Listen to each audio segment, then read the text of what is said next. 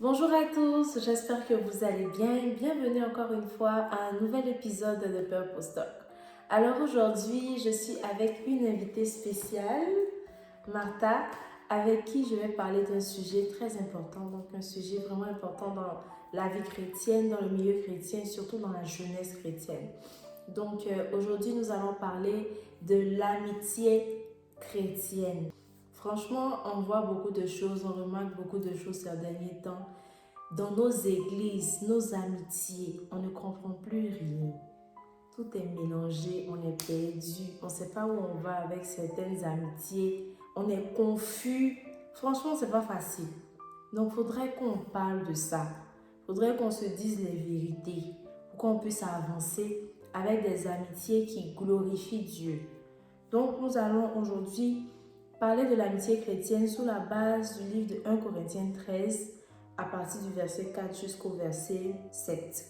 La charité est patiente, l'amour est patient. On voit beaucoup de choses, souvent dans nos paroles, on n'est pas patient avant de parler aux gens. Les préjugés qu'on a déjà, ça fait preuve d'impatience en fait. C'est-à-dire que tu ne prends pas ton temps d'analyser la personne, d'analyser la situation de la personne avant de juger directement que voilà, la personne a fait ça, donc c'est comme ça elle est, non c'est comme ça, non c'est comme ça. Et puis en plus de faire ça, ce sont des gens souvent qui aiment aller rapporter. Franchement, la patience, c'est important. Et ça fait partie du fruit de l'esprit, c'est un élément du fruit de l'esprit. Il faut vraiment faire preuve de patience dans nos amitiés chrétiennes, dans ce qu'on dit, dans le fait même qu'on soit trop pressé de juger. Ça là, c'est pas bien.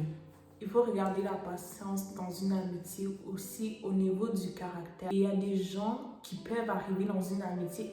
Ces personnes-là ne sont pas forcément au même niveau spirituel. Elles ont des expériences différentes et des défis différents. Donc, lorsqu'une chose peut venir nous déranger en tant qu'individu, c'est important d'être conscient de cette chose-là et de savoir que l'autre personne, elle fait des efforts. L'autre personne aussi, elle change et Dieu lui parle dans l'intimité, dans sa manière dont elle doit changer. Donc, il ne faut pas venir à la personne et se fâcher et s'attendre à ce que la personne, elle change en un coup. C'est vrai, on peut parler, on peut être transparent et dire à la personne, écoute, ce comportement-là, je n'aime pas. Cette parole-là, quand tu dis ça, moi, ça me blesse.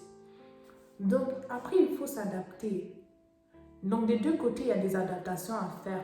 L'autre personne doit faire aussi attention, mais la personne qui vit ce désagrément, qui vit cette blessure-là, doit comprendre que si la personne refait, ce n'est pas forcément intentionnel.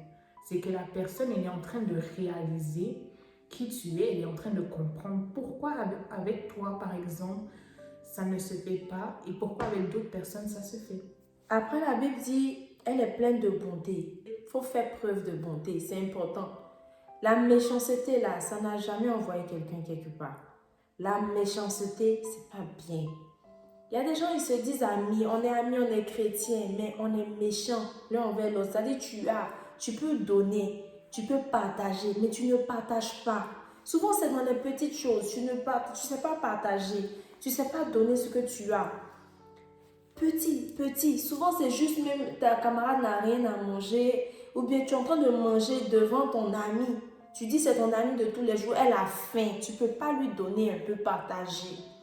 C'est dans les petites choses d'abord que ça commence et puis après, les grandes choses arrivent. Donc, si déjà dans ce genre de choses, tu ne peux pas faire preuve de bonté.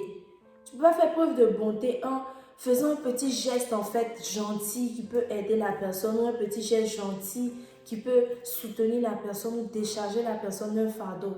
Tu es là dans ton coin, non, chacun pour soi, mais on est amis juste pour partager nos bonheurs ou bien juste pour discuter, pour regarder des films ou pour aller à l'église ensemble.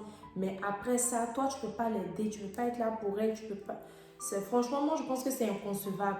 Surtout en tant que chrétien. Les gens font ça dans leurs amitiés dans le monde. Ok, ça marche pour eux, ça fonctionne. Donc, ce sont des amitiés hypocrites. Moi, j'appelle ça amitié hypocrite. La bonté de Dieu, là. Les gens doivent retrouver ça en nous. Nos amis doivent retrouver ça en nous. Parce que la Bible dit tel il est, tel nous sommes. La façon dont Dieu est bon, la façon dont toi on te regarde aussi, on doit voir la même chose en toi. C'est-à-dire ta bonté doit faire penser à Dieu même. La façon dont tu es bon, tu es intentionnel envers les gens. Mais quand on ne retrouve pas cette bonté, vraiment tu es méchante. C'est-à-dire toi tu es là avec les gens juste pour toi, tes intérêts. Là, franchement, c'est pas une amitié. Surtout en tant que chrétien, moi je pense que ça n'a pas lieu d'être cette amitié-là. Après, on dit la charité n'est pas envieuse. Cette histoire d'envie là. Déjà, le fait d'être amie, ça c'est un. Le fait d'être chrétienne, ça c'est deux. En plus de ces deux choses-là, toi tu envies la personne. Et puis tu envies même, c'est-à-dire que c'est une envie qui est jalouse. Tu envies jusqu'au point d'être jalouse de la personne. Et puis, il y a des gens, ils envient en secret. Ça, c'est le pire. Ce sont des gens, elle va jamais te dire, ah, mais je te trouve belle aujourd'hui, ou bien ta robe est belle, ah, aujourd'hui là.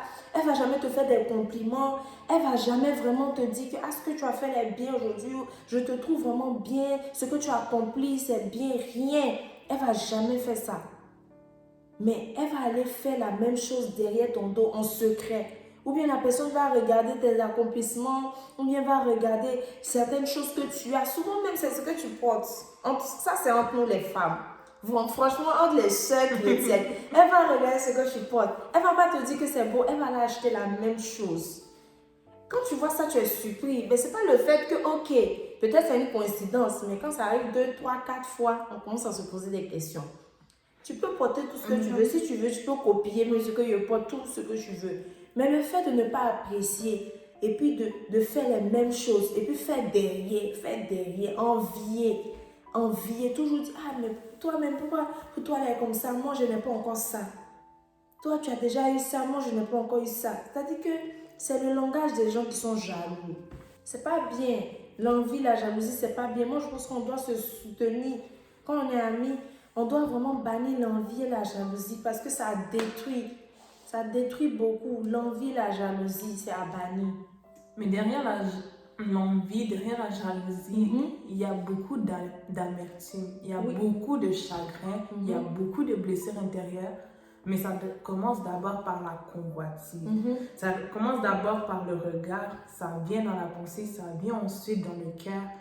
Et à un moment, on doit être honnête envers nous-mêmes. Quand l'envie vient, on le sent, on sent le pincement. Et quand c'est comme ça et tu es dans une amitié et tu aimes la personne, soit tu confesses à la personne directement, voici ça, je t'ai envié, mais je te demande pardon. Comme ça, l'amitié avance. Ou soit tu vas confesser au pasteur, un encadreur spirituel, la personne va te donner des trucs, des astuces. Parce que l'envie, ça peut partir tellement loin. Parce que c'est le diable qui fait ça. Et moi, je pense que dans une amitié chrétienne, c'est sûr et certain qu'il y a des moments de prière que vous allez avoir en tant qu'amis. Moi, je pense que dans ces moments de prière, il faut être clair et transparent. Il faut dire que, voilà, moi, je commence à ressentir des choses bizarres, des choses que je ne ressentais pas forcément avant. On a toujours été amis. Je n'ai jamais eu ce sentiment de genre, moi, je suis faible par rapport à toi, ou moi je ne suis rien par rapport à toi, toi tu accomplis plus et tout. Mais maintenant je commence à avoir ces pensées-là, je commence à avoir ces choses-là dans mon cœur et je crois que c'est l'œuvre du diable. Voilà. Donc je veux vraiment qu'on prie par rapport à ça. Il faut t'ouvrir, il faut être vulnérable aussi. Ce n'est pas seulement en amour en fait qu'il faut souvent respecter certains principes et tout. Parce que l'amitié est aussi importante que l'amour en fait. Ces histoires de communication, ces histoires d'être vulnérable et tout, de dire ce qu'on ressent vraiment, surtout quand ça concerne directement la personne, il faut le dire.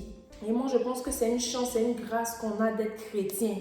Parce que le Saint-Esprit, la Bible, la parole de Dieu va nous aider dans cette amitié-là. Donc, du coup, si vraiment on doit marcher dans cette amitié qui doit glorifier Dieu, on doit être transparent, on doit être vulnérable, on doit vraiment se parler sincèrement. Voilà, moi, c'est pas seulement toujours pour se féliciter ou pour tout. Souvent, il y a des pincements. Tu sais que non, ça là, Elle l'a accompli, pourtant moi je voulais faire ça depuis. Mais comment ça se fait que elle-même, c'était même pas son rêve. Il y a un exemple comme, il y a deux amies. Il y a une, c'était vraiment pas dans ses plans de se marier.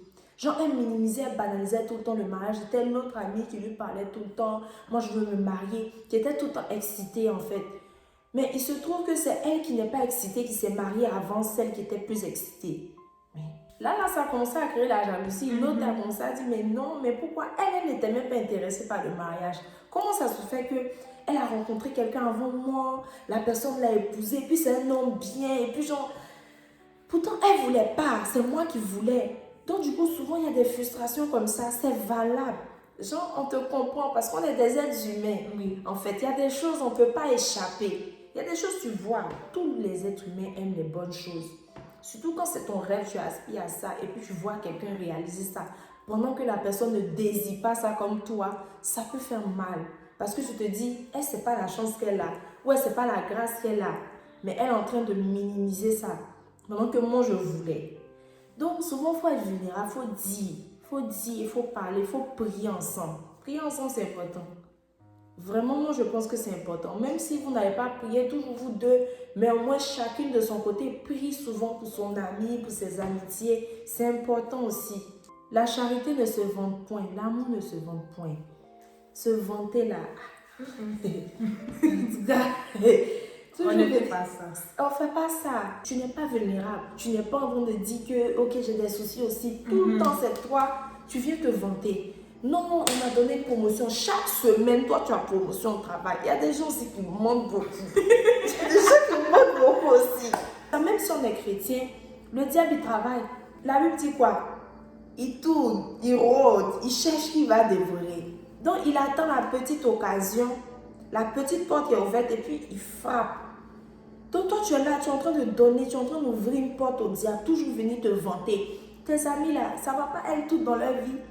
C'est pas elles toutes forcément qui vivent la best life, elles sont vraiment dans un truc. Non, c'est pas elles toutes, il y a d'autres, elles vivent des situations difficiles. Elles sont dans des combats, elles sont tout le temps en train, elles sont dans une phase où elles sont en train d'essayer de sortir de quelque chose.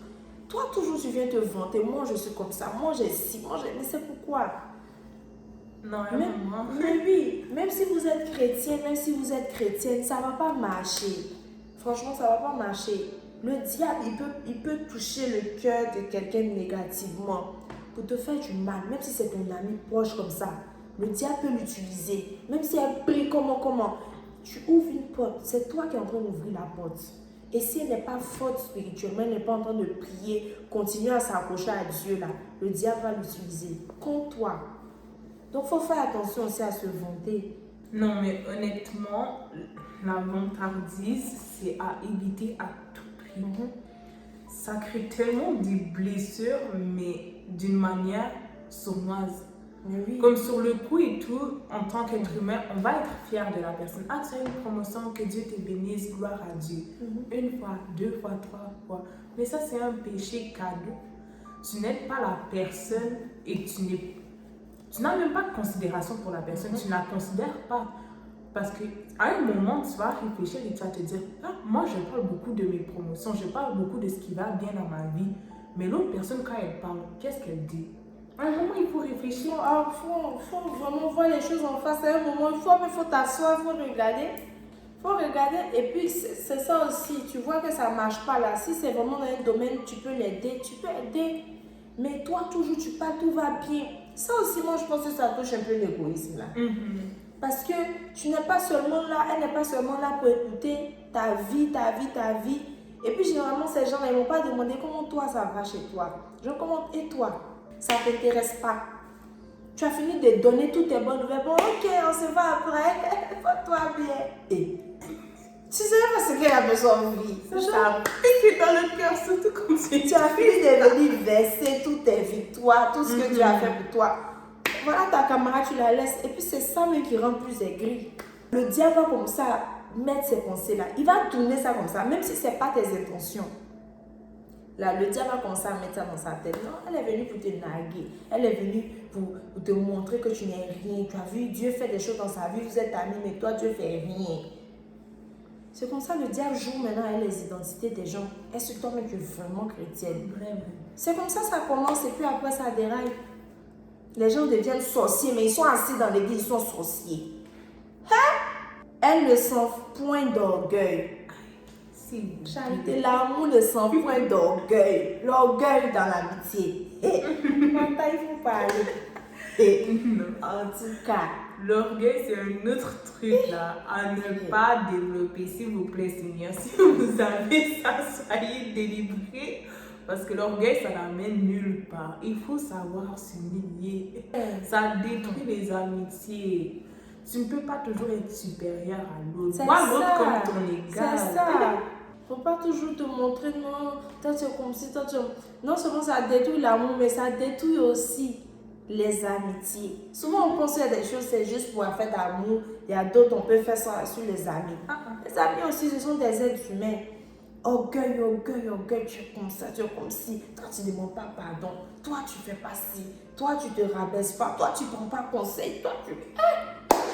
Maman. Toujours vers toi, on doit aller quand il y a un problème. Toi, toujours, tu es sur tes grands chevaux, tes grands airs.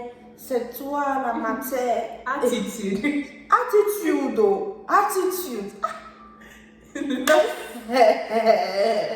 Il faut arrêter ça dans les amitiés. C'est pas bien. Ça va briser l'estime de quelqu'un, ça brise la personne et à la fin, ça brise sa foi.